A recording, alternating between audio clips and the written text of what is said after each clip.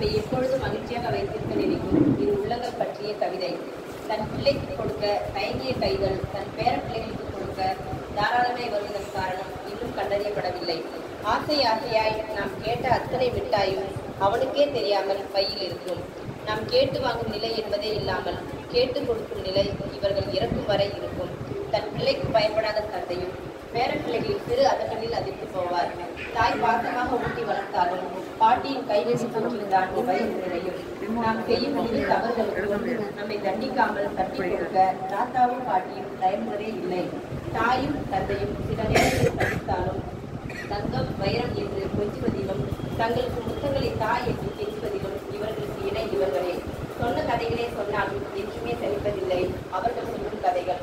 அறையிலே அடைத்து வைக்காமல் அங்கும் இங்கும் சுற்றி திரிய அவர்களை தவிர யார் வருவார்கள்?